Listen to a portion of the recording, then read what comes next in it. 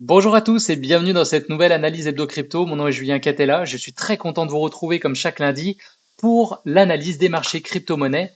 Alors aujourd'hui, nous sommes le lundi 28 août et donc sans plus tarder, on va commencer avec l'analyse du Bitcoin contre le dollar américain. Donc on a un Bitcoin là qui est à 26 162 au moment où j'enregistre cette vidéo. Pour rappel et pour ceux qui n'ont pas regardé l'épisode de la semaine dernière, je vous invite d'ailleurs à le faire. Ce sera plus intéressant pour vous. Vous aurez vraiment la contextualisation de tout ce que je suis en train de vous dire. Et on a eu le Bitcoin qui avait eu une forte baisse, hein, d'accord? On avait eu un retracement de l'ordre de 11%, d'accord? Donc c'est pas une baisse qui nous avait surpris parce que comme je l'avais tracé ici déjà il y a plusieurs semaines, on s'attendait à ce que le prix du Bitcoin corrige puisqu'on est dans une figure de consolidation qu'on appelle en tas-séance. Donc il était normal d'avoir une autre jambe baissière. Par contre, et c'est important, il faut que le Bitcoin ne descende pas plus bas que son pivot ici initial des 24 450, on va dire, qui avait été brisé. Et je rappelle que c'est vraiment la cassure de ce pivot-là qui a changé la psychologie des investisseurs sur le Bitcoin et donc plus largement le marché des crypto-monnaies. On était parti d'un marché baissier qui avait duré assez longtemps et on avait eu un inversement donc de la psychologie. On était passé dans un marché haussier. D'accord? Par contre, comme à chaque fois, le marché ne va pas monter en ligne droite. D'ailleurs, s'il le fait, moi je suis pas fan de ces mouvements-là parce que ça veut dire que le marché peut se retourner ensuite très très vite, d'accord? C'est pas un mouvement euh, qui va être, euh, qui va être durable et sur lequel on va pouvoir construire des positions, des investissements. Alors moi, j'aime mieux voir ce qui est en train de se passer en ce moment, c'est-à-dire tout simplement un marché qui cherche sa valeur. Donc on a une oscillation dans un range entre le pivot des 31 000 et puis on va dire le plus bas des allez, 20, je vais dire 25 000 pour donner un chiffre rond aussi. Vous verrez d'ailleurs, je ne sais pas si je l'ai déjà dit, mais les prix ronds sont des prix psychologiques qui sont importants à regarder parce que c'est des humains derrière qui vont trader des actifs. Donc c'est sûr que on a beau faire ce qu'on veut, on est toujours sensible aux chiffres ronds.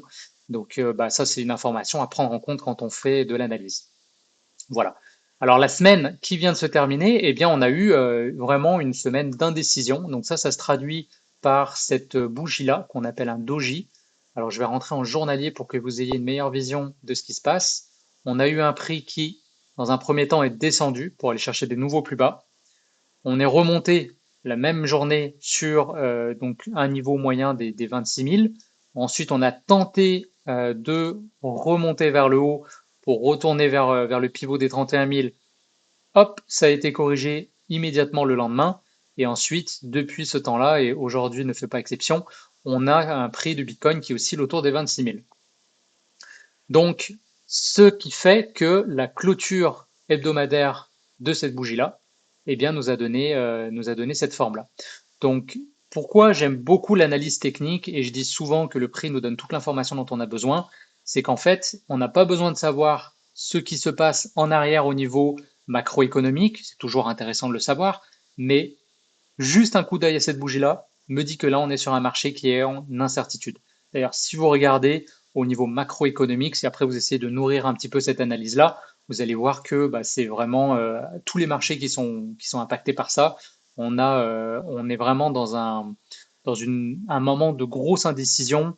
D'ailleurs, beaucoup de gérants de hedge funds le disent, hein, ils sont vraiment dans une période où on ne sait pas trop ce qui va se passer. Donc si eux, avec les informations qu'ils ont, ils ne le savent pas, c'est pas nous, avec notre petite TradingView et nos petites connaissances, qui allons réussir à deviner ce qui va se passer. Donc je le dis toujours, mais c'est super important, on n'est pas là pour deviner ce qui va se passer, on est là vraiment pour établir des scénarios, d'accord? Donc c'est-à-dire des hypothèses de ce qui pourrait arriver, et ensuite on fait tout simplement suivre le cours du prix, et on regarde si on est toujours dans l'hypothèse qu'on avait identifiée, et si l'hypothèse est invalidée, on établit à ce moment-là des nouveaux scénarios, etc., etc. Vous avez compris l'idée, et c'est ce que j'essaye de faire avec vous tous les lundis. C'est pour ça que je vous invite tout simplement à vous abonner pour suivre tout ça avec moi. Et je rappelle également, c'est important que cette chaîne n'est pas un conseil en investissement. Je vous partage tout simplement ma vision des marchés. J'essaye comme ça de distiller de temps en temps des petites leçons de mindset essentiellement parce que c'est vraiment le mindset qui nous permet sur du long terme en tant qu'investisseur de réussir des belles performances. Voilà. La parenthèse est fermée. Donc, si je résume ce que je viens de vous dire, une semaine ici d'hésitation. J'ai tracé une petite zone ici. Alors, je vous renvoie sur la vidéo où j'expliquais comment tracer des zones si ça vous intéresse. On est, si je vais en journalier ici, dans une zone moyen terme, comme je disais tout à l'heure, qui est importante pour le mouvement qui est en cours. Et on voit ici qu'il y a énormément d'acheteurs qui sont en train donc de faire de l'accumulation du Bitcoin dans cette zone-là. Donc il est vraiment important qu'on garde cette zone-là. Si on rebondit, là j'ai tracé un pivot que j'ai identifié au niveau des 26 573. Si on est capable de revenir sur ce pivot-là, de consolider un petit peu, de casser et de retourner vers le pivot plus long terme des 31 000, à ce moment-là, pour moi, on reste vraiment dans le même scénario. Si jamais on casse, et il faudra faire attention parce qu'on a eu quand même un break de volatilité, pardon, derrière, on peut avoir des mouvements qui peuvent déraper et ça peut aller très très vite. Donc il est vraiment important qu'on garde cette zone. Si cette zone n'est pas assez défendue par les acheteurs, on va descendre plus bas, probablement rebondir sur le pivot précédent des 24 500. Et à ce moment-là, on verra, on en parlera si ça arrive. Mais voilà, ce que moi j'aimerais voir, et ce serait cool pour le bull run et pour ce qui s'en vient, ce serait que ce niveau soit défendu, retour au pivot, euh, et ensuite au grand pivot des 31 000. Voilà. Donc, ce qui s'est passé sur le Bitcoin, bah, c'est passé sur à peu près toutes les crypto-monnaies. L'Ethereum, c'est la même chose. On a eu quelques beaux projets qui ont retracé. Optimism, je me retourne en hebdomadaire, on a eu une belle correction. Super intéressant. Pour moi, ça c'est un projet qui a beaucoup d'avenir, qui est intéressant de surveiller. Très intéressant pour ceux qui n'ont pas eu l'opportunité de rentrer encore sur ce projet-là. Il faut surveiller ça parce qu'il va y avoir des prix intéressants si ça continue de baisser.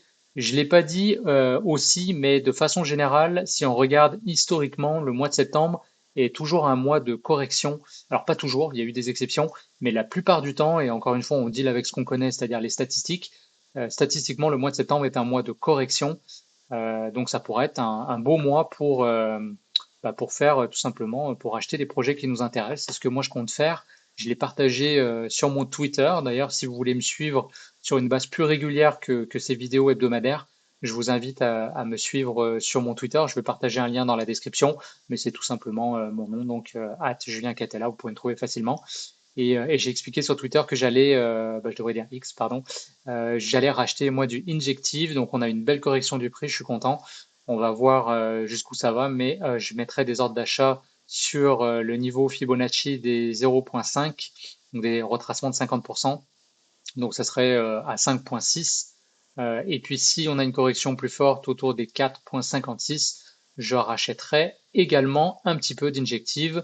Alors attention par contre à pas descendre trop bas. C'est toujours la même chose. On veut que l'actif y retrace parce que ça nous donne des opportunités d'achat intéressantes, mais on veut pas non plus qu'il retrace trop, sans quoi ça pourrait remettre en cause tout simplement notre timing d'investissement. Voilà. Donc c'est tout pour la partie graphique aujourd'hui. Je voulais vous partager quelques infos au niveau de la sécurisation de la crypto-monnaie. Et c'est Anthony qui a laissé un commentaire donc lors de la vidéo de la semaine dernière qui semblait intéressé. Donc Anthony, merci de suivre la chaîne. Merci d'avoir laissé un commentaire. C'est cool. Je me sens moins tout seul quand je fais mes vidéos, pardon. Donc c'est toujours sympa de pouvoir lire vos commentaires. Alors, tu semblais intéressé de savoir un petit peu comment je sécurisais mes cryptos. Donc, je vais prendre un moment aujourd'hui, comme je te l'avais promis, pour en parler. Donc, petite explication du vocabulaire que je vais utiliser. Donc, en crypto-monnaie, on va avoir la notion de clé publique et de clé privée. D'accord? Tout ce que je vais vous dire là, pour moi, ça fait partie de l'expérience crypto-monnaie. Et je devrais peut-être d'abord rappeler que ça, c'est quelque chose que vous pourrez faire si vous achetez votre crypto-monnaie en spot. Donc, il y a deux façons d'investir en crypto-monnaie. Vous pouvez investir en spot, c'est-à-dire que vous détenez vraiment l'actif. Par exemple, vous achetez du Bitcoin spot, les Bitcoins vous appartiennent. Et vous pouvez acheter via des marchés dérivés, comme par exemple le marché des futurs. À ce moment-là, vous faites tout simplement spéculer sur la hausse ou sur la baisse d'un actif. Si vous avez raison, vous gagnez de l'argent, mais à aucun moment cet actif vous appartient. Donc moi, ce que j'encourage toujours à faire, c'est d'acheter en spot. D'abord parce que c'est intéressant, je trouve, et ça fait partie quand même de l'ADN de la crypto-monnaie, c'est-à-dire qu'on veut, le Bitcoin, en tout cas, sa raison d'être, c'était de redonner une souveraineté financière individuelle, c'est-à-dire qu'on possède vraiment nos actifs et on n'a pas besoin de passer par des intermédiaires comme les banques. Donc, bah, ça fait partie de l'expérience crypto et je vous encourage à la vivre, c'est sympa et c'est pour ça que je voulais vous parler de la sécurisation qui va être importante à faire. Mais aussi, une autre chose que ça va vous éviter de faire, d'être en spot, ça va vous éviter d'utiliser l'effet de levier qu'on peut utiliser sur le marché des futurs. Donc attention, moi je recommande absolument pas d'utiliser le marché levier, d'utiliser pardon l'effet levier parce que déjà la crypto-monnaie c'est assez énervé comme vous voyez au niveau de la variation des prix. Donc si en plus vous utilisez un effet de levier, bah là ça peut vite être catastrophique. Donc certes, vous pouvez gagner beaucoup d'argent très vite, mais vous pouvez surtout perdre énormément d'argent. C'est ce qui s'est passé, donc pas la semaine dernière, mais la semaine d'avant, quand on a eu la forte correction. Il y a énormément de gens qui étaient rentrés en levier sur le Bitcoin et les autres crypto-monnaies, hein, plus largement, et qui se sont fait donc rect dans le terme crypto, ça veut dire qu'ils se sont fait tout simplement liquider. Et à ce moment-là, vous êtes sorti complètement du mouvement, vous êtes laissé sur le bord du terrain et c'est pas ce que vous voulez faire. Vu qu'on est sur un actif qui a des grandes variations, quand vous êtes en spot, bah, tout simplement, l'actif il vous appartient, il n'y a personne qui peut vous obliger à le vendre. Donc si vous jouez la game long terme, bah, des forts mouvements comme ça devient des opportunités d'en acheter plus. Si vous avez bien identifié vos projets, c'est toujours la même chose, vous faites vos devoirs, vous regardez vraiment le projet si, s'il est solide, etc. Et ça va juste vous donner l'opportunité de racheter plus. Si par contre vous avez tradé avec effet de levier, bah, vous êtes fait sortir, vous avez tout perdu et puis bah, il faut recommencer à zéro. Donc voilà, attention à ça, la parenthèse là aussi est fermée. Donc pour la sécurisation des crypto-monnaies, maintenant, si vous achetez spot, souvent vous allez acheter par l'intermédiaire d'un exchange centralisé, d'accord? Parce que tout simplement, ça ressemble un peu aux institutions avec lesquelles on a l'habitude de traiter, donc typiquement une banque ou un broker. Si jamais vous faites du trading, vous avez un broker comme DeGiro, par exemple, c'est un peu la même expérience, c'est-à-dire que vous allez acheter vos crypto-monnaies directement dessus, donc vous échangez vos fiat contre de la crypto-monnaie, et puis après ça, bah, vous voyez ce qui se passe. Donc si vous achetez de la crypto-monnaie sur Binance ou sur Coinbase, et que vous laissez votre crypto-monnaie sur ces exchanges-là, en fait, là je reviens sur ce que je disais tout à l'heure, la notion de clé publique et de clé privée, vous laissez la clé privée dans les mains de cet exchange. Je vais prendre une analogie pour que ce soit plus simple à comprendre. La clé publique, ça va être comme votre boîte aux lettres chez vous. Si quelqu'un a votre adresse, il peut vous envoyer du courrier, tout simplement. Donc imaginez la fente de votre boîte aux lettres, ça c'est votre clé publique. Elle est connue, elle est publique donc, comme son nom l'indique, et on peut vous envoyer du courrier là. Ou donc, dans l'exemple de la crypto-monnaie, on vous envoie par exemple du Bitcoin. Mais la clé privée, c'est une clé qui vous appartient uniquement à vous, d'accord? Et cette clé-là, bah, elle vous permet vous d'ouvrir votre boîte aux lettres et d'accéder à votre courrier. Donc, c'est-à-dire que tout ce qui est sur votre wallet, donc un wallet, imaginez donc c'est un portefeuille dans lequel il y a votre crypto-monnaie, c'est vous, celui, en fait, celui qui a accès à votre clé privée, il a accès à votre crypto-monnaie. Donc, vous comprenez bien évidemment qu'il ne faut pas laisser la clé privée dans les mains de n'importe qui. Donc, si c'est un exchange qui est renommé, qui est sérieux, qui est là depuis longtemps, comme Coinbase, Binance, Kraken, etc., le risque est quand même moindre, c'est sûr. Cela dit, on n'est jamais à l'abri qu'il y ait donc une faille dans la sécurité, un hack tout simplement, c'est déjà arrivé, ça arrivera encore, c'est presque certain. Donc vous pourriez être victime à ce moment-là d'un vol et perdre toute votre crypto-monnaie, même si bon voilà vous aviez fait tout ce que vous pouviez pour acheter sur un exchange sérieux, etc. Donc, qu'est-ce qu'on peut faire? Pour se prémunir de ça, on va pouvoir sécuriser notre crypto-monnaie directement, donc dans ce qu'on appelle un wallet. Et à ce moment-là, eh ben, ça va être une barrière supplémentaire pour les hackers pour accéder à votre crypto-monnaie. Donc, de façon générale, vous avez deux types de wallets. Vous avez ce qu'on appelle des hot wallets et des cold wallets. Donc, des hot wallets, c'est des wallets qui sont souvent des applications. Donc, c'est-à-dire que vous êtes plus sur l'exchange, vous êtes encore une fois sur une application, un third party, donc un tiers de confiance qui va pour vous sécuriser votre crypto-monnaie. Un classique, c'est MetaMask, par exemple. MetaMask, le petit renard, vous avez sûrement déjà vu ça, c'est un hot wallet. Donc là, c'est mieux que de laisser votre crypto sur un exchange, mais c'est pas parfait parce que hot veut dire qu'il est directement connecté à Internet. Et donc, si votre téléphone par exemple est hacké, votre Internet est hacké, etc., on va quand même pouvoir vous prendre votre crypto. Donc, un hot wallet c'est mieux, mais c'est pas parfait. La solution que moi je recommande pour vraiment du holding long terme, ça veut dire que vous gardez vraiment vos cryptos pour plusieurs mois, plusieurs années, ça va être d'utiliser un cold wallet. Donc un cold wallet, on dit qu'il est froid parce qu'il est sorti complètement d'Internet, il est sorti de tout ça. Donc c'est impossible d'y accéder tout simplement.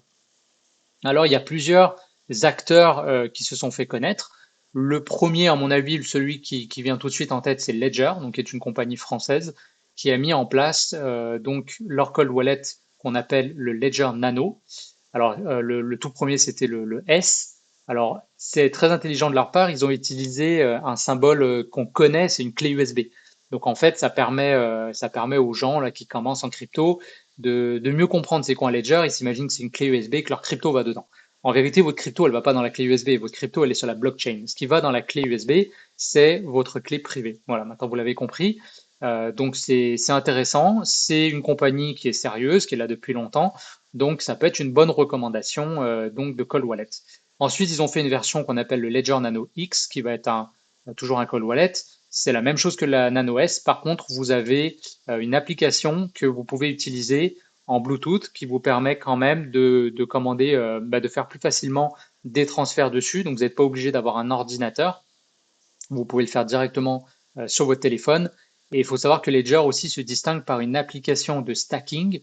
Donc le stacking, je pourrais en parler dans une autre vidéo si ça vous intéresse, dites-le moi en commentaire. Mais le stacking, c'est tout simplement de générer des cryptos en investissant votre crypto. Je vais le définir simplement pour aujourd'hui, mais je pourrais revenir là-dessus si c'est quelque chose qui vous intéresse. Voilà. Et ensuite, là, dernièrement, ils ont sorti le Ledger Stacks, qui va être une espèce de nouvelle génération de Ledger. À terme, on peut imaginer que, comme on a des cartes de crédit, des portefeuilles avec nous, on pourra avoir nos ledgers avec nous dès qu'on va pouvoir payer plus facilement day to day avec de la crypto-monnaie. Donc, pour acheter du pain, une bière au bar, peu importe. Donc, le Stacks, on voit ici qu'il y a un écran dessus, et ça, c'est par rapport à tout ce qui est NFT. Donc, on pourra éventuellement afficher nos NFT dessus. Là, si vous regardez, donc là on est en dollars canadiens parce que je suis à Montréal, on voit que les prix, ça peut être quand même assez élevé. Donc souvent on pose la question, à partir de quel moment c'est pertinent d'avoir un ledger? Moi je recommande quand, mettons, vos avoirs dépassent, allez, mettons que l'investissement d'un ledger représente 5 ou 10% de vos avoirs, là ça commence vraiment à valoir la peine. Si vous avez 200 $ en crypto, clairement ça vaut pas la peine de dépenser la moitié de ce montant dans un ledger. Donc à ce moment-là, gardez-les plutôt temporairement jusqu'à ce que votre capital grossisse sur un exchange sécuritaire. Voilà pour ça. Un autre qui est bien connu, c'est Trésor, d'accord? Très très bonne compagnie aussi. Donc on a la notion, pardon, on n'a pas la notion, on a deux ledgers principaux. On a le modèle One et le modèle T. C'est un peu la même différence qu'avec Ledger, c'est-à-dire qu'il y a un modèle qui est vraiment, il faut le brancher en USB sur votre ordinateur. Et puis l'autre, qui est plus on the go. On a une application directement sur notre téléphone qu'on peut utiliser pour transférer nos crypto-monnaies tout simplement. Alors, petit avantage pour Trésor, si on compare avec Ledger, c'est que, et moi je trouve ça important, le code de Trésor, il est open source. Ça veut dire qu'il est vérifiable par n'importe qui. Ça, je trouve ça super important. Et dans le cas de Ledger, pour ceux qui ont suivi dernièrement, on a eu un peu une polémique. On a eu une chose qui a été révélée en fait, c'est qu'il y avait possiblement ce qu'on appelle un backdoor. Ça veut dire dans le code de Ledger, il y avait une possibilité d'avoir accès à vos clés privées, même si vous les aviez mis donc sur leur Ledger Nano. Ça a été révélé en fait par rapport à un nouveau service qu'ils ont lancé. Et là, ça me permet d'introduire une nouvelle notion, c'est ce qu'on appelle la seed phrase. Ça va être important. En fait, quand vous achetez un ledger, la première fois que vous allez l'activer, vous allez avoir des mots qui vont vous être donnés, c'est ce qu'on appelle un seed phrase, donc ça va être 12 mots ou 24 mots en fonction de la sécurité qui est choisie, qui va vous permettre de récupérer votre clé privée si, mettons, vous avez donc votre Ledger Nano. Je prends un exemple, ça va être plus simple. Vous avez 12 mots-clés. Donc vous les notez soigneusement sur un papier qui ne doit absolument pas être révélé à personne, bien sûr. Et souvent d'ailleurs, c'est un des leviers sur lesquels les gens vont essayer de jouer. Donc c'est du phishing pur et dur. Les gens peuvent se faire passer pour Coinbase, par exemple, ou d'autres acteurs, et vous demandez votre seed phrase pour vous aider à débloquer certaines cryptos, etc. Et si vous le faites, bah là, vous perdez absolument tout. Donc il faut jamais, jamais, jamais, jamais donner sa seed phrase à personne. OK? Pour faire très simple. Donc là, j'ai mes 12 mots-clés et mon ledger est endommagé, je l'ai perdu, je me suis fait voler, etc. Si j'ai toujours conservé ces seed phrases, je peux racheter un autre ledger ou un autre d'ailleurs, je peux racheter un trésor, réactiver donc ce ledger avec mes 12 mots-clés et je vais récupérer ma clé privée. Donc ça, c'est cool. Ça donne une sécurité supplémentaire et c'est vraiment important de le comprendre. Par contre, ça fait peur à beaucoup de gens parce qu'ils se disent si jamais je perds mes 12 mots-clés ou mes 24 mots-clés, mon seed phrase, bah, je suis foutu, quoi, concrètement. Alors, effectivement, il y a un service que Ledger a lancé, que je trouve intéressant parce que pour moi, ça va dans le sens de la démocratisation de la crypto-monnaie, mais c'est tout simplement que vos seed phrases seront partagés à Ledger avec d'autres compagnies. Donc, en fait, ils sont divisés, si j'ai bien compris, dans plusieurs acteurs et les uns ne communiquent pas avec les autres, ce qui rajoute quand même un layer de sécurité. Et à ce moment-là, si jamais vous le perdez, bah, vous pouvez faire une réclamation, un petit peu comme dans les services qu'on connaît aujourd'hui. Vous allez à la banque, vous avez perdu votre carte bancaire, bah, vous pouvez faire opposition, vous pouvez avoir une nouvelle carte, etc. Donc c'est un peu le même principe. Par contre, bah, il y a beaucoup de gens qui ont commencé à flipper parce qu'ils se sont dit, ouais, mais du coup, ma clé privée, elle est où, quoi? Et comment ça se passe? Et est-ce qu'on peut y accéder? Et même Ledger s'est positionné en disant que si on avait le gouvernement, par exemple, qui dans une action quelconque avait besoin, faisait je pense qu'on dit un subpoena, vraiment il demandait à Ledger d'avoir accès à votre clé privée, Ledger serait obligé d'être compliant et de le faire, donc de respecter l'ordre du gouvernement. Donc, bah ça peut faire discuter beaucoup. Et puis, le code de Ledger, eh bien, il est privé, et d'accord, il n'est pas révélé, il n'est pas open source, et donc du coup, bah, on est un peu obligé de leur faire confiance. On ne sait pas trop ce qui se passe derrière. Alors encore une fois, je pense que ça reste une compagnie vraiment sérieuse et de confiance. Si vous avez un Ledger, à mon avis, il n'y a vraiment aucun problème. Mais voilà, c'est quand même quelque chose à prendre en compte. Aussi, le Ledger, il va fonctionner avec un système d'application. Ça veut dire que si vous voulez avoir accès à une certaine blockchain, par exemple Cardano, je vais prendre un exemple, vous devez avoir l'application de Cardano, sans quoi vous n'êtes pas capable de le faire. Et en fonction de leur ledger que vous choisissez, vous êtes limité sur le nombre d'applications que vous pouvez installer. Donc souvent, vous devez désinstaller une application pour en réinstaller une autre. Ça, c'est un petit peu chiant. Et c'est un peu la même chose, pardon, sur, euh, sur Trezor. Donc, par contre, un point positif pour Trezor, comme je disais, supplémentaire, pour moi, c'est vraiment le code open source. Et là, moi, je vais vous présenter un troisième acteur qui est de plus en plus populaire, qui est en train de vraiment se faire connaître. Ils sont assez actifs sur les réseaux sociaux. En tout cas, peut-être parce que je les suis aussi, je les vois plus, l'algorithme me montre plus qu'est-ce qu'ils font. Mais moi, j'ai décidé d'opter pour Tangem comme solution de hardware wallet. Donc, je vous le montre ici. Hop, moi, j'ai ma petite clé, hop, ici. Ça ressemble à quoi? Ça ressemble à une carte de crédit. Et comme je disais tout à l'heure, autant Ledger avait été très intelligent d'utiliser un symbole du quotidien parce que bah, ça parle à monsieur et madame tout le monde, bah, Tangem a eu un peu cette idée aussi de reprendre un objet du quotidien. Ça ressemble à une carte de crédit et on peut la mettre facilement dans notre portefeuille euh, pour, euh, pour pouvoir sécuriser nos crypto-monnaies.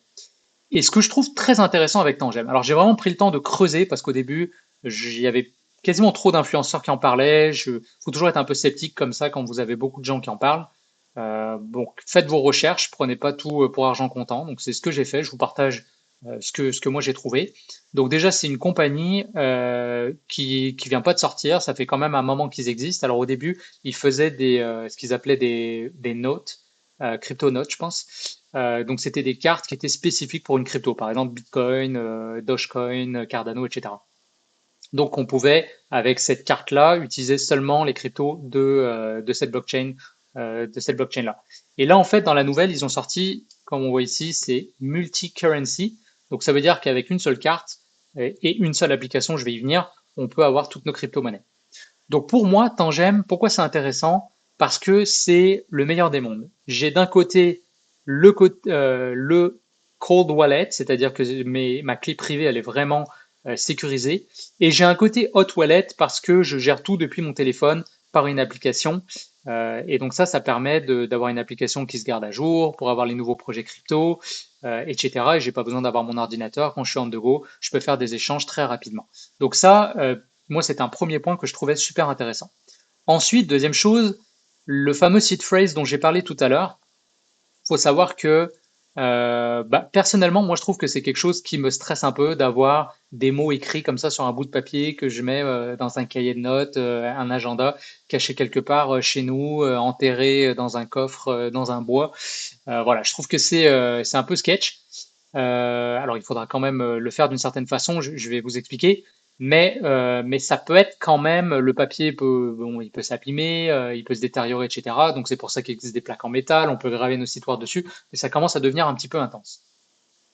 Et en fait, pour moi, le meilleur moyen de ne pas même se faire avoir, parce que comme je disais tout à l'heure, un des classiques, c'est que les gens, en fait, ils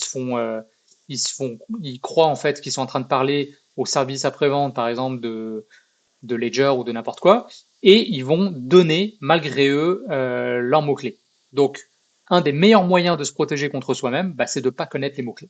Et en fait, c'est clairement le concept de Tangem, c'est-à-dire que quand vous recevez votre carte, vous l'activez vous-même sur votre téléphone, et à ce moment-là, les mots-clés sont créés, mais ni la compagnie Tangem, ni vous ne les connaissez. Et c'est là vraiment la petite particularité que je trouve intéressante.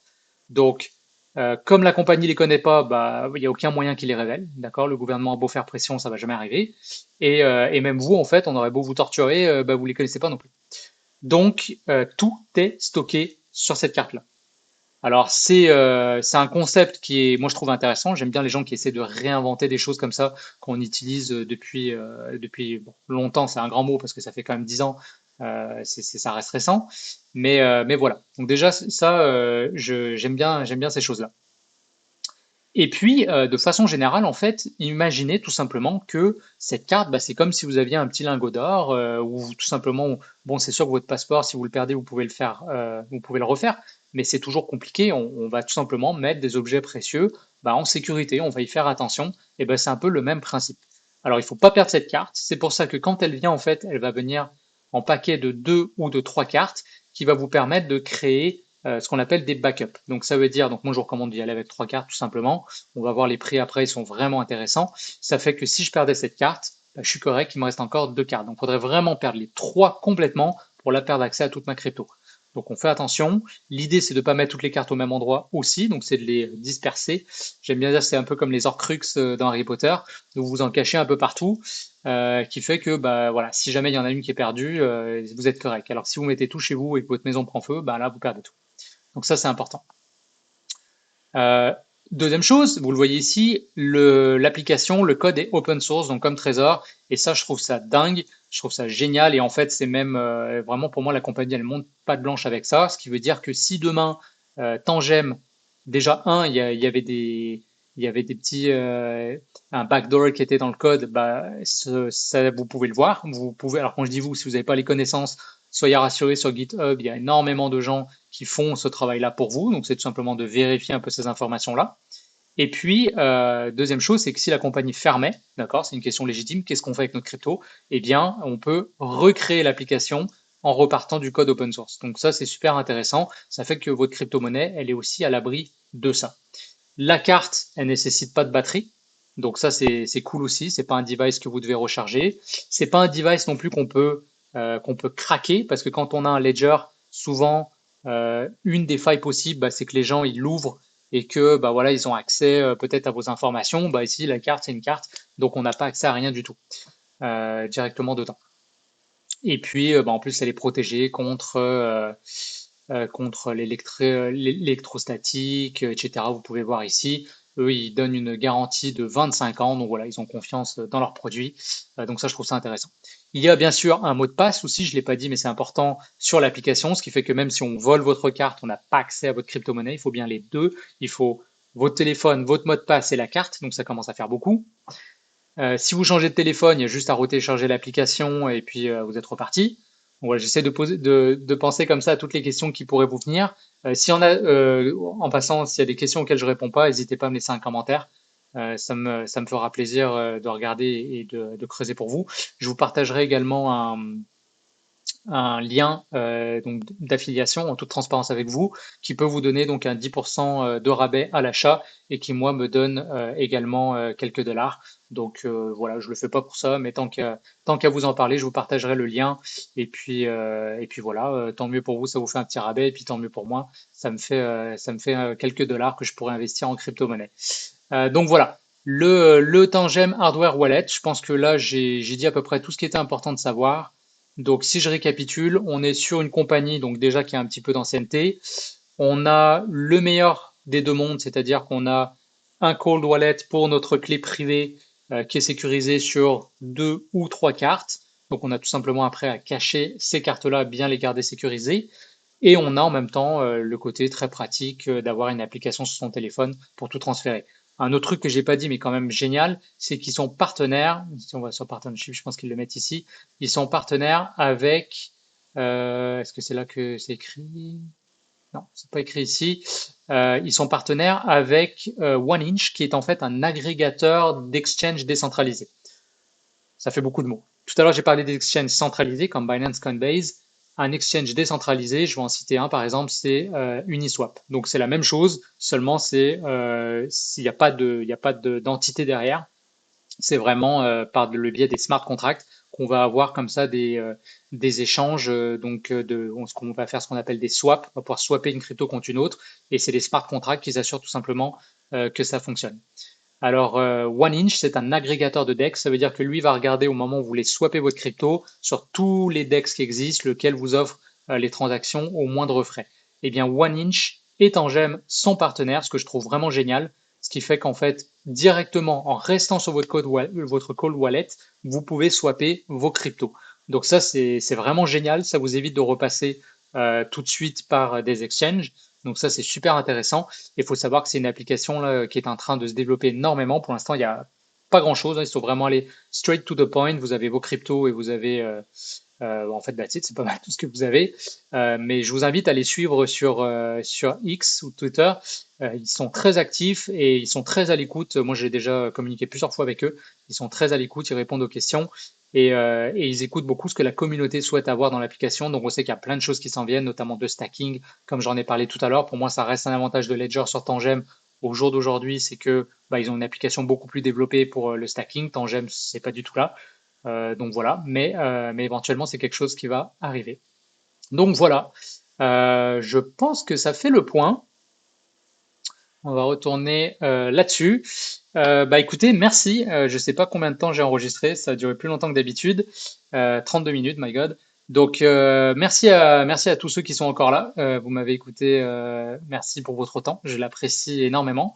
Et puis bah, comme à chaque fois, petit appel à l'action. Je vous invite à vous abonner à la chaîne, à me laisser, pardon, je suis tout seul pour l'instant dans la team, à me laisser des commentaires s'il y a des choses que j'ai dit qui sont pas claires ou si vous n'êtes pas d'accord ou tout simplement vous souhaitez échanger avec moi, ça me fera plaisir. Je vais partager donc en description de la vidéo mon lien vers le Tangem Wallet si ça vous intéresse. Et puis je vais vous laisser également un lien vers mon Twitter. Donc si vous voulez me suivre et communiquer avec moi par ce biais-là, ça sera pas mal. Sinon, je vous dis bah, à lundi prochain, tout simplement. Je vous souhaite une excellente semaine.